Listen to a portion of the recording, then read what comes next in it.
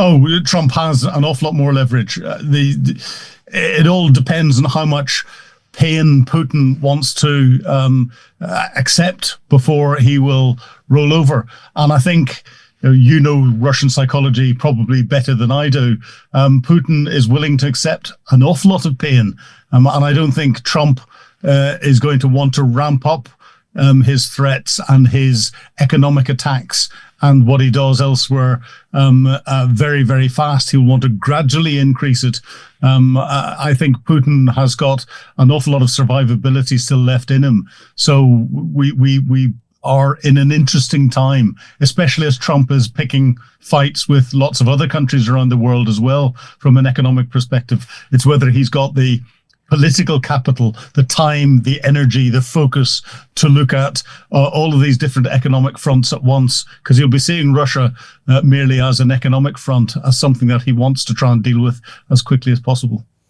There is a big debate in Europe about the possibility of sending peacekeeping forces to Ukraine as a part of a big ceasefire deal between the United States, Russia and Ukraine. Ukrainian President Volodymyr Zelensky is confident that at least 200,000 European soldiers would be needed to properly enforce a ceasefire line between Ukrainian and Russian forces.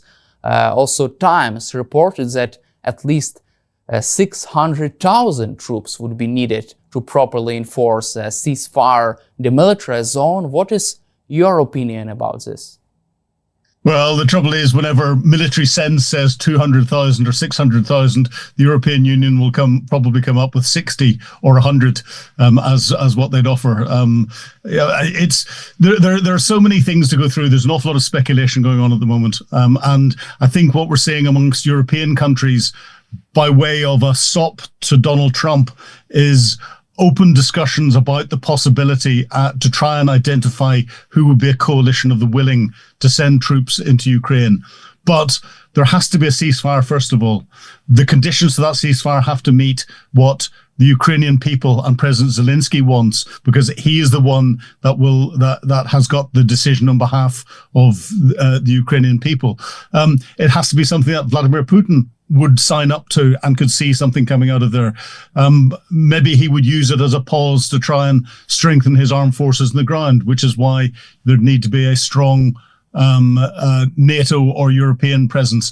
But I don't think Vladimir Putin would accept there being a NATO or a coalition of the willing if it was made up of primarily NATO countries' presence on the ground inside Ukraine. So that in itself could be a barrier to any form of peace agreement. So I think what we're seeing is political discussion, testing what we say in the UK is testing the waters, dipping your big toe into the water to see if it's too hot, to try and see where the discussion will go in a public domain that will then help inform the politicians to decide what they can do privately, and also to try and suggest to Donald Trump that Europe is willing to become more proactive in any solution that there will be with Ukraine. But we're a long way off that at the moment, I think.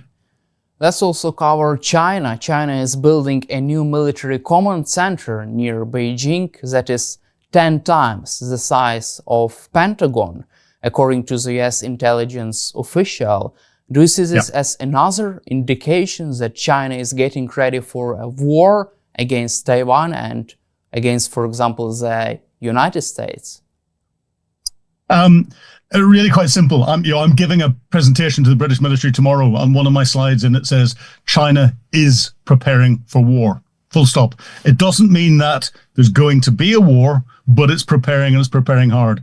It's preparing its military.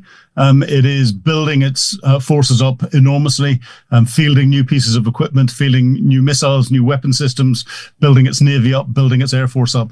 It is increasing its training, and its training is focused primarily on the military capture of Taiwan. If anything starts as a first military operation, that is probably what it would do as a first military operation. And it's building all of these bases. But whenever you're looking at the overt military stuff, it's really important that you look at what's going on from a logistics, from the boring side of things.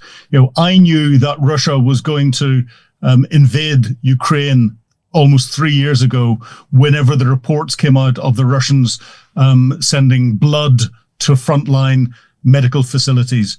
You don't send blood if you're going to continue your military exercising. And Russia had threatened Ukraine several times beforehand, but not outloaded the war stocks, the ammunition, the blood, the medical supplies to forward positions. As soon as you got that in, it's not something you take out of the fridges, you deploy forward, and then you can bring it back again at any stage. No, it's a statement of intent.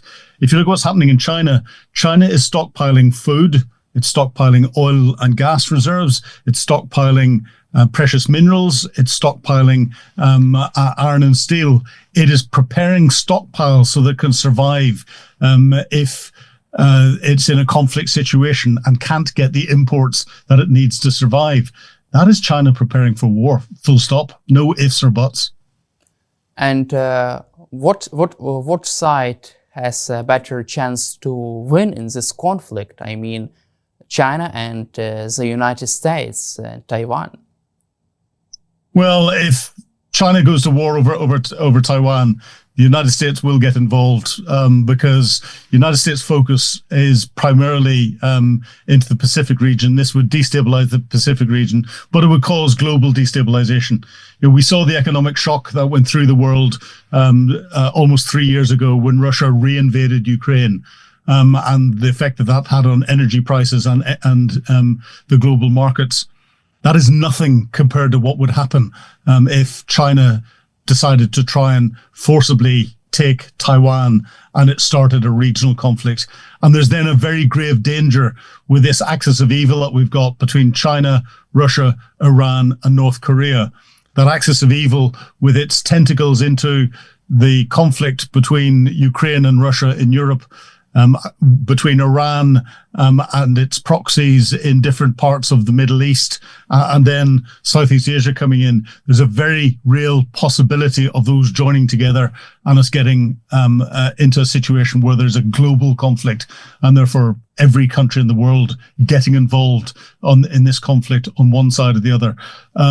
So I think it's very dangerous to talk about who would win and who would lose, because I think humanity would lose given the size of the forces that there are on the Chinese side and the US side. I don't think, even if there was a conventional conflict, that it would rapidly move into nuclear stakes.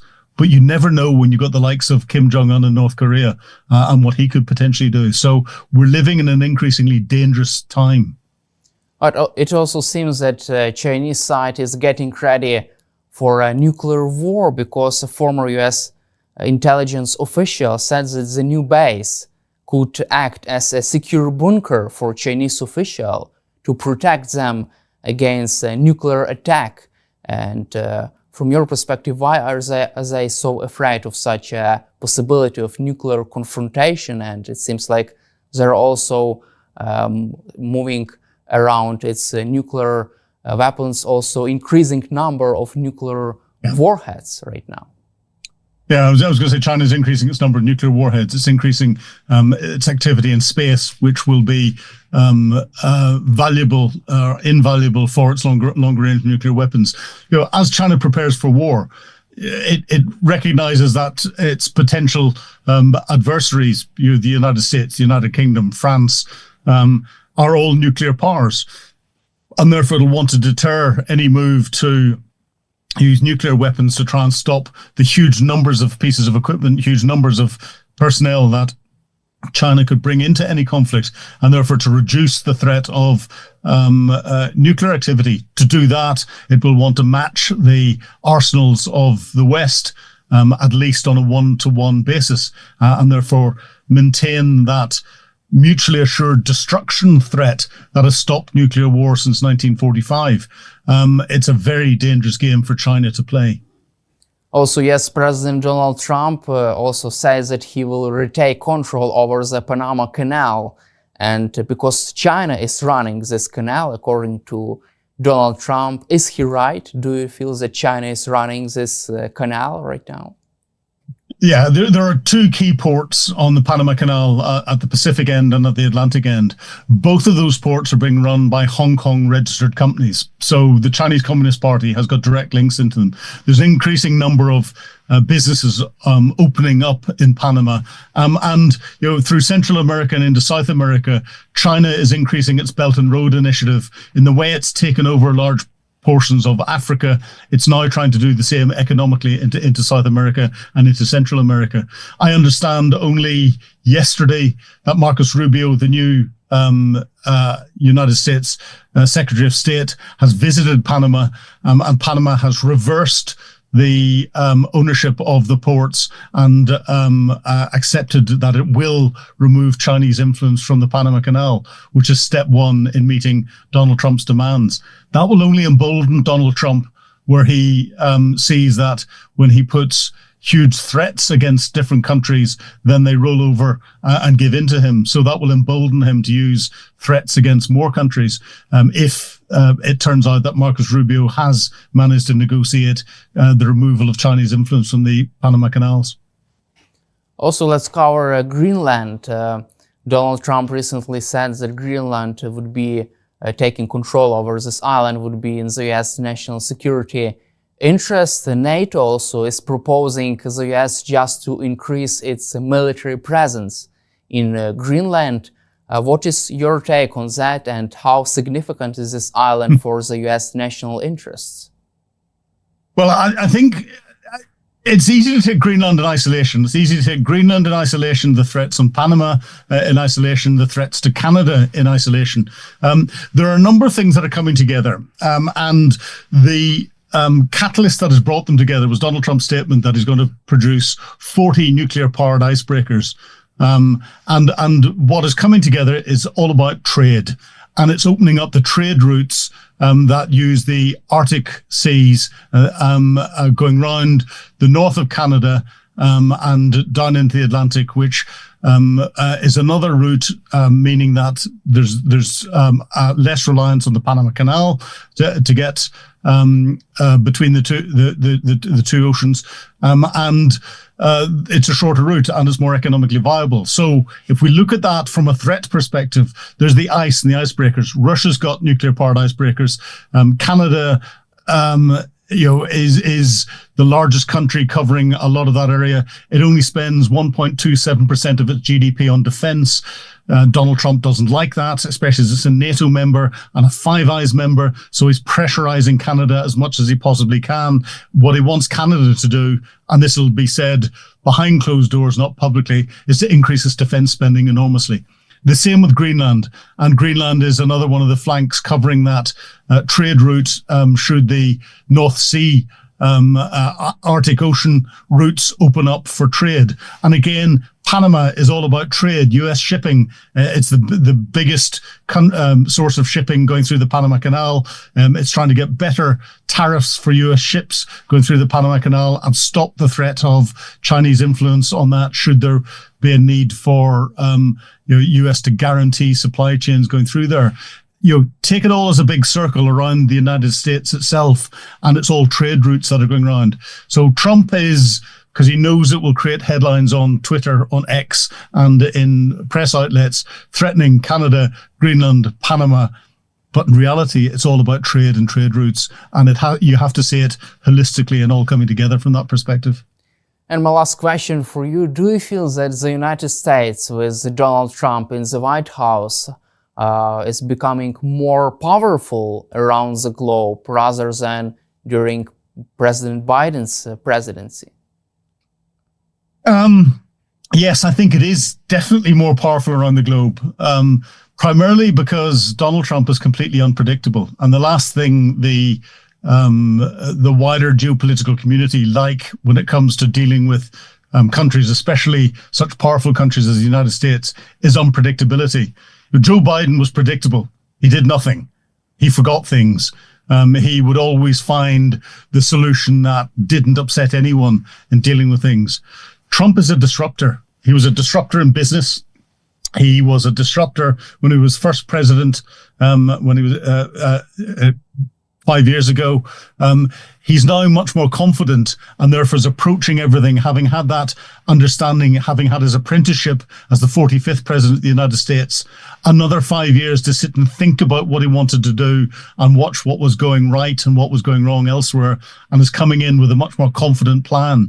That means that he is in a much stronger position. And, I think the world is concerned about where he's going to go. Trump knows where he's going to go, and that's something that is difficult for diplomats to put into perspective, because it's outside their normal range of planning, of understanding. And obviously, this unpredictability, this Trump's stance and his powerful stance without any obligations, and his unpredictability really are bad news for Russian dictator Vladimir Putin, who would like everything to be predicted properly by his KGB officers.